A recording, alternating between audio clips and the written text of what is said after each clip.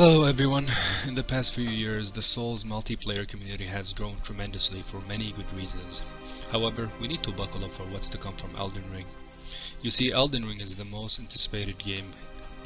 of the most anticipated video games to date. It also has one of the most well-known book writers helping with it. What that means is that the player base for Elden Ring will be on a completely different scale. One of the main core identities of Souls games is the unique multiplayer. However, there are very common misconceptions that portray it as a tacked-on feature, an add-on that was thought of at the last minute. As such, no one should play it. Instead, they should play a real multiplayer video game. In this video, I will elaborate on how wrong these claims are, so fasten your seatbelt and enjoy the video. When developing the Souls games, there are so many obvious hints that showcase how FromSoft had multiplayer as an idea from the get-go, next to all of the PvE elements. A true Souls game is not a PvE or PvP game. It is a hybrid. From the gameplay's perspective, one of the many interesting hints is how they handle hit stuns. Many of you don't know this, but in Dark Souls 3, hit stuns between enemies and players work quite different. For player characters hitting each other, attacks can do 2-hit combos most of the time.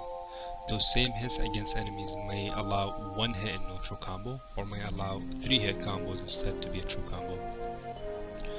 Not to mention the stun duration that allow 2-hit combo against players might be smaller or larger against enemies that let you 2-hit combo with them. The reasoning behind this is probably due to the balancing reasons, such as ensuring no infinite combos. If it was a tacked-on feature, an add-on, surely they could have simply let the player deal with the hit stuns of PvE. Why would they care enough to go and change all of the hitboxes to accommodate both PvE and PvP? However, a person overreaching can say, well, maybe it was done that way in order to make sure NPCs aren't cheesed at, and not necessarily player characters. Well, if that's the case, they could have designed the NPCs similar to how they would design a Lothric Knight hit stun-wise, and save themselves quite a bit of time and resources making unique gameplay features just for them. Why choose to make NPCs quite different if the player characters are the only ones that can take advantage of it? Another person overreaching might also say, then how come the devs allow you to play offline as a feature? Well, that's a feature that almost every single multiplayer game has. It's just Souls games doing an excellent job melding PvE and PvE together. If you notice, when offline, you still get invaded by NPC invaders and are still able to summon NPC help.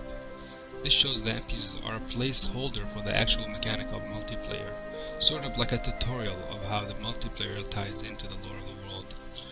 To experience the entirety of Souls game, you are supposed to get invaded, and if it isn't a player, it will be an NPC. Meaning, invasions are part of the overall experience of a Souls game regardless if you are online or offline.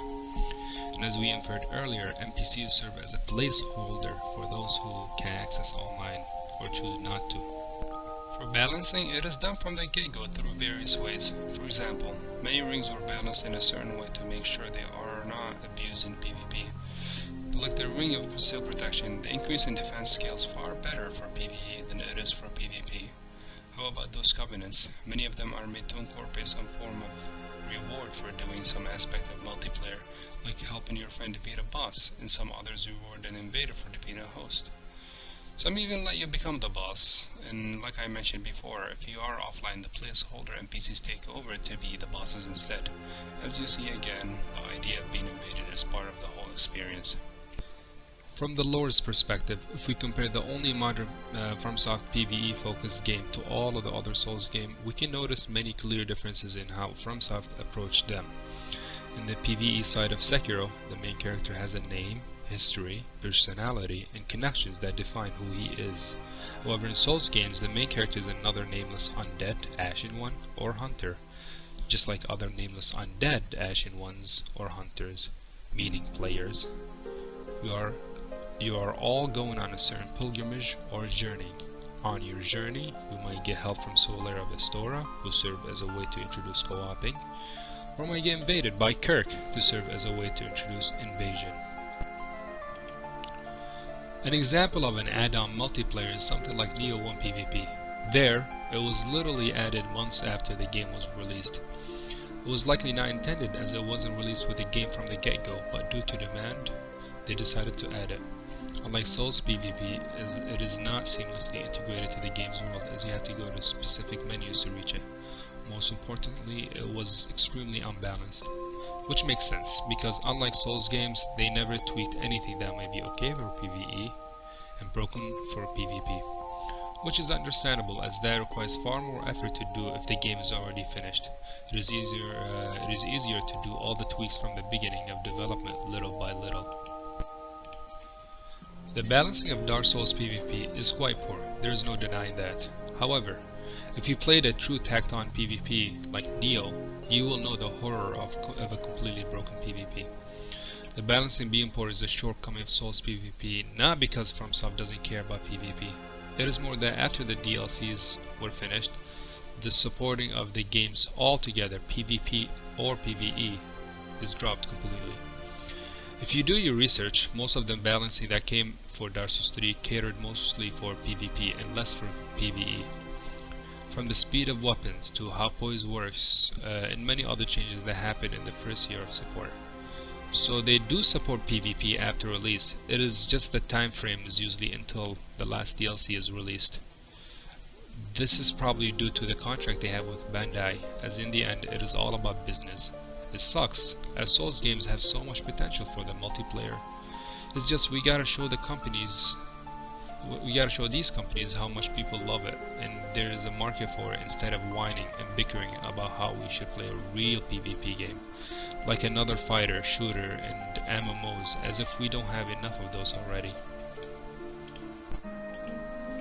In the end, whether you like it or don't, there's nothing like the Souls games multiplayer. In other multiplayer games you go through many menus and loading screens just to get to the good stuff, which hurt immersion quite a bit. That's not the case for Souls multiplayer. The level of immersion you get from how seamlessly the multiplayer is integrated to the world is unmatched. The thrill of being invaded or invading players' playthrough is a thrilling that no other game can give. The way you can leave your sign on the floor for any random person to pick it up, hoping to end up in a fight club so that you can show others how cool your new build is and how good you are at the game, is an experience that no other game franchise has achieved. You are not held to a preset character with a preset moveset. You can personalize your playstyle to your liking through builds and many different weapons, all with a gameplay that is very responsive and weighty, that demands your attention and skill. I can go on and on about many different reasons why people love to play Souls PvP. However, I think it warrants another video if I have the time and energy to do one. I hope by now that I have shown enough to clear the misconception of Souls PvP is a tacked-on feature. The funny thing about those claims is some claims that follow them will be like, From Software needs to make a PvE game only so multiplayer doesn't hold it back. I mean, from that statement alone you can infer that FromSoft clearly designed Souls games with multiplayer in mind from the get-go. For they had to make areas a specific way so multiplayer can work. They had to make the story progression work in a certain way so multiplayer can work. They had to make the gameplay work in a certain way so multiplayer can work. Otherwise, clearly they could have made all those areas quote better if there wasn't any multiplayer, right? Right.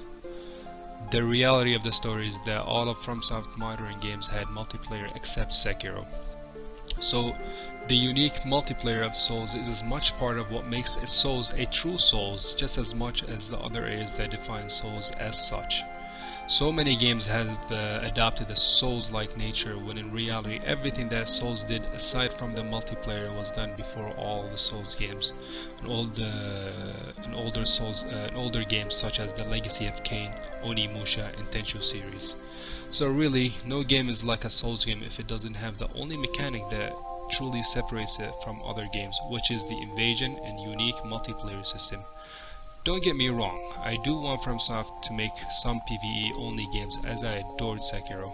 So why not have both, like what FromSoft is doing now?